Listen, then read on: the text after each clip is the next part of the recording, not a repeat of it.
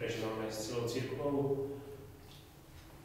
Týždeň modlitieb za zosnulých, tak ako sme prežili Sviatok všetkých svätých v nedeľu, spomienku všetkých verných zosnulých od 1. do 8. Snažíme sa aj my dať našim veriacím príležitosť spoločne sa modliť za zosnulých, tých príbuzných.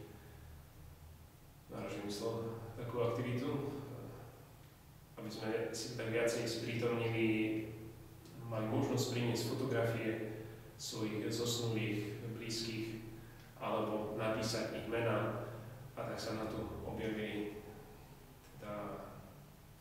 alebo ich manželky, manželia, ich rodičia zosnuli. A takisto aj Filipinky napísali mnoho mien zosnulých. Tak je to také niečo konkrétni zosnulí naši bratia a sestry, ktorí nás predišli do večnosti, aby sme na nich mysleli. Snažíme sa teda takto prežívať toto spoločenstvo svätých a modliť sa za nich.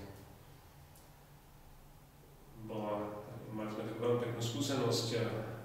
Včera sa nám podarilo zájsť na cintorín, kde je pochovaná manželka jedného nášho známeho, teda pravoslávny, ale zoznámili sme sa s ním ešte v lete na Splave. A tak toto priateľstvo pokračuje aj naďalej, tak on sám bol veľmi rád, že spolu s nami sa mohol pomodliť na hrobe svojej manželky. Určite ste počuli aj o tej leteckej tragédii, ktorá sa stala v Egypte, kde zomrelo 224 pasažierov, tak aj na nich sme si tento týždeň mali možnosť spomenúť. A potom aj na niektorých našich známych, sú tu niektorí naši spolubratia, ktorí tak ovplyvnili našu cestu za povolaním. Jeden náš známy, ktorý je Armén, tak on tu napísal dve arménske mená, veď už spomínal Filipínky. Je to niečo, čo nás tak spája. Hoci teda chodíme do rôznych chrámov, alebo prichádzajú sem aj ľudia sa pomodliť, ktorí nechodia do kostola, alebo nie sú pokrstení, tak to, že máme na druhej strane po smrti tam nejakých blízkych ľudí, ktorí nás tam pri Pánu Bohu očakávajú a ktorí sa tešia na to, že tam prídeme, tak toto je jeden z takých momentov, alebo jedna z takých tém, na ktorú sa dá rozprávať aj s mnohými neveriacimi. Čo bude po smrti. Tak preto sme radi, že vlastne aj takýmto spôsobom, zapálením sviece a postavením sviece teda v tomto prípade pred zomrelých, alebo tu na Rusku je rozšírený zvyk, že tá svieca horí pred rôznymi ikonami svätých, tak máme možnosť cez toto svetlo nádeje, túto nádej šíriť aj ďalej. Tak aj na tento úmysel by sme sa teraz mohli pomodliť desiatok, ktorý ťa Panna v nebi korunovala, kde teda rozjímame nad tou nebeskou slávou, nad tým, ako Panna Mária spolu s anielmi aj so všetkými svätými chvália Pána Boha a očakávajú nás, že sa tam spolu s nimi stretneme. V mene Otca i Syna i Ducha Svätého. Amen. Otče náš, ktorý si na nebesiach, posväť sa meno Tvoje, príď kráľovstvo Tvoje, buď vôľa Tvoja ako v nebi, tak i na zemi. Chlieb náš každodenný daj nám dnes a odpusť nám naše viny, ako je my odpúšťame svojim vinníkom, a neuved nás do pokušenia, ale zbav nás zlého.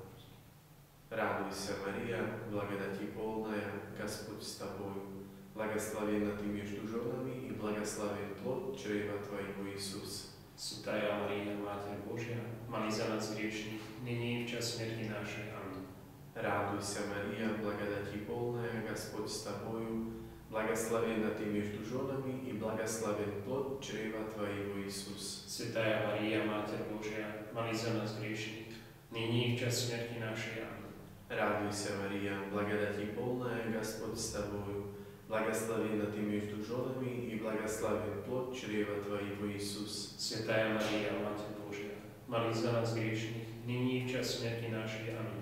Радуйся, Мария, благодати полная, Господь с тобою, благословенна ты между женами и благословен плод чрева Твоего, Иисус. Svätá Mária, Mater Božia, mali za nás hriešných, nyní v čas smrti našej. Amen. Радуйся, Мария, благодати полная, Господь с тобою.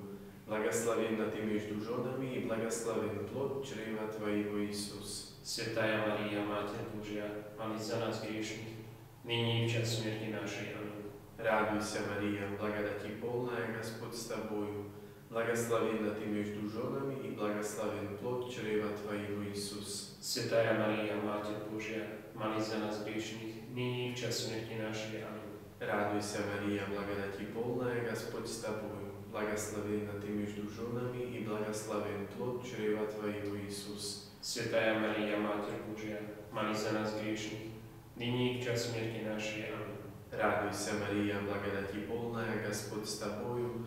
Благословенна ты между женами, и благословен плод чрева Твоего, Иисус. Svätá Maria, Mater Božia, молись за нас грешных, ныне и в час смерти нашей. Аминь.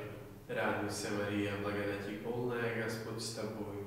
Благословенна ты между женами, и благословен плод чрева Твоего, Иисус. Svätá Maria, Mater Božia, молись за нас грешных, ныне и в час смерти нашей. Аминь. Радуйся, Мария, благодати полная, Господь с тобою. Благословенна ты между женами, и благословен плод чрева Твоего, Иисус. Svätá Maria, Mater Božia, молись за нас грешных, ныне и в час смерти нашей. Аминь. Sláva Otcu i Synu i Svätému Duchu. I nyní prísna, iba veky vekov. Amen. O môj Ježiš, odpusť nám Naše naše hriechy, zachráň nás od pekelného ohňa, prived do neba všetky duše, najmä tie, ktoré najviac potrebujú Tvoje milosrdenstvo. Ďakujeme aj za túto vašu podporu a pomoc, takisto za všetky vaše modlitby a rôzne misijné iniciatívy, ktoré prebehli v mesiaci októbri. Viacerí ste spomínali, že tá septembrová otázka nebola taká veľmi ľahko zodpovedateľná, tak dnes sme si pre vás pripravili takú oveľa jednoduchšiu otázku. Určite teda si viete predstaviť, že sneh už tu nastúpil a že už tu máme sneh. A súťažná otázka na mesiac november teda znie: napíšte nám do odpovede, akú mínusovú teplotu sme tu už zažili počas týchto novembrových dní. Môže vám k tomu pomôcť internet alebo nejaké teda iné možnosti, alebo si môžete iba jednoducho tipnúť. Tak skúste napísať do odpovede už, koľko mínus tu sme zažili, kto bude najbližšie ku tej maximálnej teplote, ktorú sme tu zažili, alebo tá minimálnej, najspodnejšej, najchladnejšej, tak ten získa novembrovú sladkú odmenu. Toto by bolo na dneska všetko, ešte by sme sa s vami rozlúčili našim požehnaním. Pán s vami, I s duchom Tvojim, nech vás na príhovor vašich nebeských patrónov žehná a ochraňuje všemohúci Boh, Otec i Syn i Duch Svätý.